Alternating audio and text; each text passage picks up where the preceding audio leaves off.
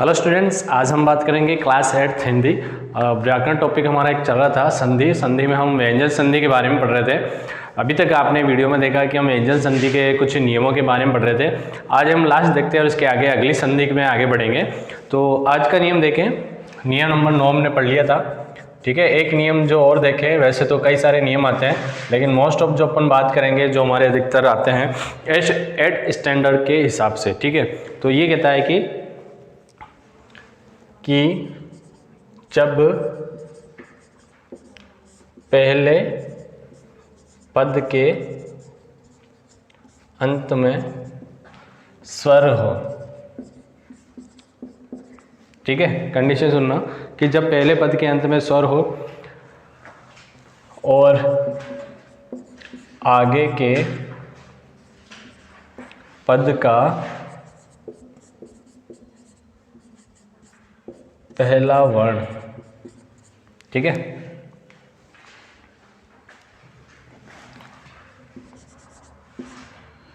छ हो तो, ठीक है,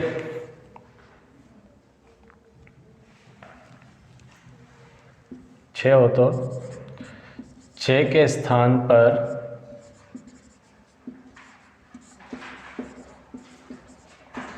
छ हो जाता है।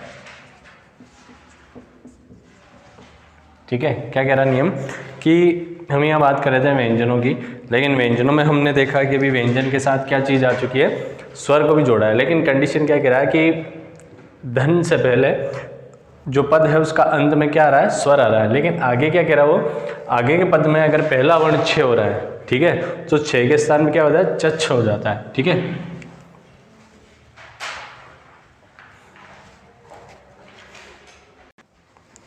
ठीक है, तो इसके देखें उदाहरण हम।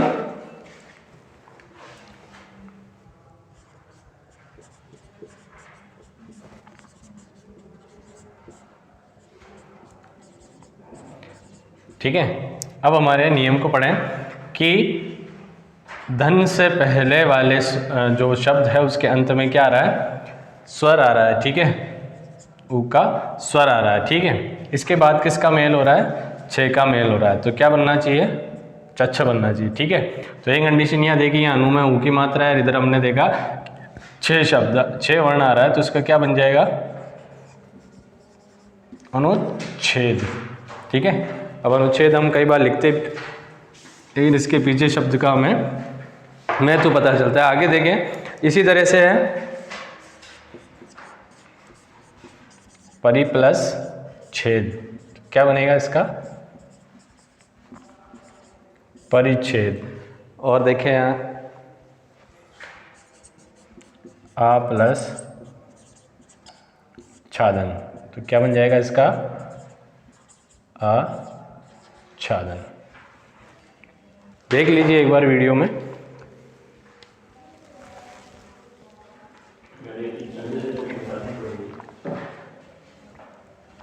ठीक है, तो यहाँ तक हो गया हमारा। तो ये व्यंजन संधि के कुछ एक नियम थे। ठीक है, और इसके अलावा हम आगे अगले संधि के बारे में पढ़ते हैं। ठीक है, संधि का हम ज़्यादा लंबा ना लेते हुए अब हम समाप्ति की ओर, जो हमारा अंतिम संधि का जो टॉपिक है उसके बारे में बात करेंगे। ठीक है, तो इसमें हम देखेंगे कि विसर्ग संधि। ठीक है, विसर्ग संधि के बारे में पढ़ते हैं कि विसर्ग संधि क्या चीज़ होती है। तो इसमें कहा है कि विसर्ग, ठीक है, विसर्ग कहते हैं किसको है, जो दो बिंदु एक साथ ऊपर नीचे होते हैं उनको विसर्ग कहा जाता है। तो ये कह रहा है कि विसर्ग के साथ स्वर या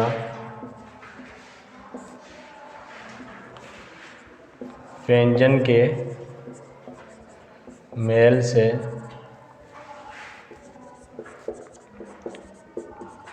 जो विकार उत्पन्न होता है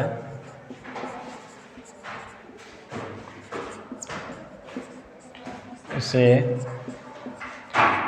विसर्ग संधि कहते हैं। ठीक है,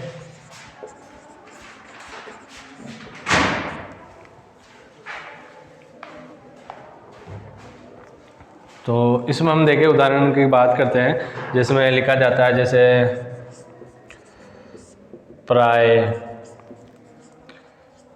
प्रातःकाल। ठीक है ना, तो ऐसे शब्द जो होते हैं विसर्ग बनाते हैं आगे जाके। तो क्या देख लें नियम इसकी परिभाषा की विसर्ग के साथ। ठीक है, तो हमारे यहाँ कोई स्वर व्यंजन का खेल नहीं है, केवल पहली शर्त ये है कि धन से पहले क्या आ रहा है, विसर्ग आना चाहिए। कि विसर्ग के साथ स्वर या व्यंजन के मेल से जो विकार उत्पन्न होगा उसे क्या कहेंगे, उसे विसर्ग संधि कहते हैं। ठीक है, तो आगे हम इसमें भी देखें अगर कुछ नियमों के जोड़ से जो बन रहे हैं उनके बारे में हम बात करेंगे। तो आइए पहले हम देखते हैं कि हमारे नियम क्या बताए जा रहे हैं, कौन से नियम के तहत ये आगे विसर्ग बनते हैं। तो हम बात कर रहे थे विसर्ग संधि के नियमों के बारे में, तो देखें आगे।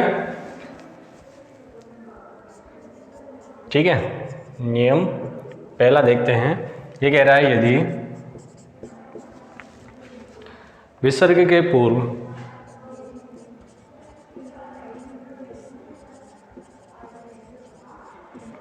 पूर्व ए हो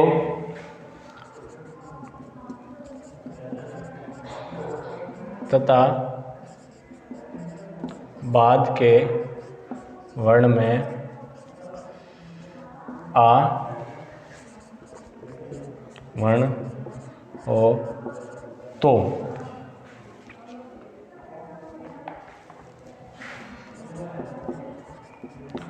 दोनों के विकार से हो बन जाता है। ठीक है, जैसे भी बात करेंगे कि यदि विसर्ग के पूर्व, ठीक है ना, हमारा हम धन जोड़ते हैं, ये विसर्ग आएगा, इसके पहले तो क्या होना चाहिए, ए होना चाहिए, और तथा बाद के वर्ण में आ की मात्रा होनी चाहिए, यानी आ से कोई शब्द बनता हुआ दिखता रहेगा। तो हम दोनों वर्ण में देखें, इधर पहले वाले शब्द के अंत में तो ए आएगा और इधर वाले शब्द का जो प्रारंभ होगा वो आ से होना चाहिए। तो इन दोनों के मेल से क्या बनेगा, ओ बन जाता है। ठीक है, दोनों के विकार से क्या बन जाता है, ओ बन जाता है। तो ओ किसका बना था, वो विसर्ग का बना था। ठीक है, अब यहाँ पे ये देखना है कि आगे जाकर विसर्ग नहीं बनेगा, ये जो विसर्ग है ये क्या हो जाएगा, खत्म हो जाएगा। लेकिन अगर हम इसको वापस जोड़ेंगे, जैसे विसर्ग ये हमारा हमने विच्छेद किया, उसको अलग अलग किया है, इन दोनों को हम जोड़ के वर्ण बना रहे थे, वो आया था, लेकिन ओ को जब हम अलग करते हैं तो वो उस तरीके से बनता है। ठीक है, जैसे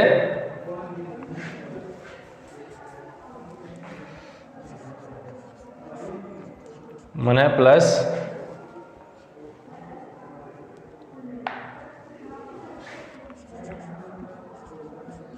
अविराम, तो इसका बनेगा मनोविराम।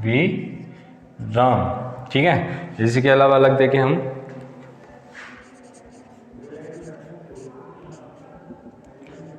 अध और भाग, साउंड किसका आ रहा है, आ की मात्रा का। ठीक है, तो क्या बन रहा है, मनो भाग। ठीक है, इसके अलावा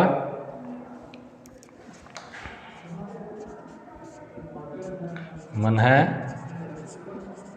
अनुकूल, तो इसका क्या बन जाएगा,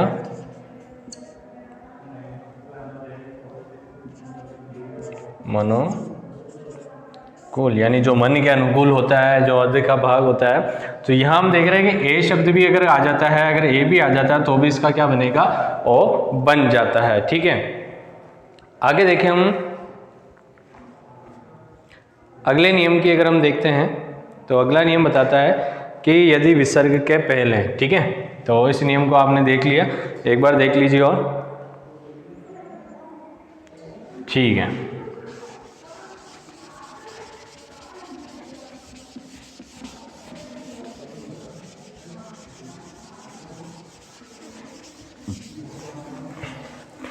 यह नियम हमारा चाहे जिससे मिलता ही था, तो एक बार देखते हैं। यदि विसर्ग के पूर्व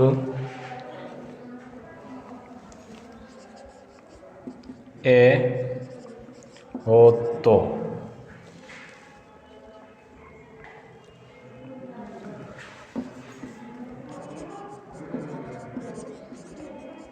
और बाद वाले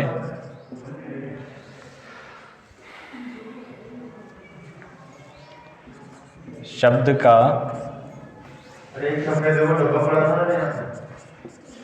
पहला ए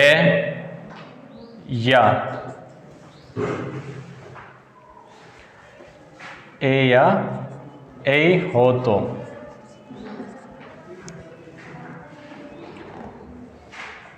विसर्ग का लोप हो जाता है। विसर्ग का क्या हो जाएगा? लोप हो जाता है। ठीक है, नियम देख लेते हैं किस तरह से लोप हो रहा है इसमें। तो इसने कहा है अतः प्लस एव। ठीक है, तो क्या होगा इसका? अत एव। कंडीशन क्या आ रही है कि विसर्ग के पहले ए आना चाहिए, तो ते में देखिए ए छुपा हुआ है, और उसके बाद वाले शब्दों में अगर या तो ए अनार से होता है या ए से एडी होता है, दोनों अगर आते हैं तो विसर्ग क्या हो जाएगा? लोप। लोप का मतलब होता है गायब हो जाना। ठीक है, गायब से मतलब कहीं उड़ के नहीं जा रहा है, मतलब वो उसमें शब्द बने हुए शब्द में वो विसर्ग की मात्रा नहीं आती है। ठीक है, जैसे आगे है यश प्लस इच्छा, तो इसका क्या बन जाएगा? यश इच्छा। ठीक है, इसमें क्या हो गया? इसमें विसर्ग का लोप हो चुका है। ठीक है, तो ये हमारे नियम थे। आगे हम अगले वीडियो में जब बात करेंगे तो इसमें विसर्ग के कुछ और जो नियम है उनके बारे में बात करेंगे। अभी तक के लिए केवल इतना ही पढ़ेंगे हम। धन्यवाद।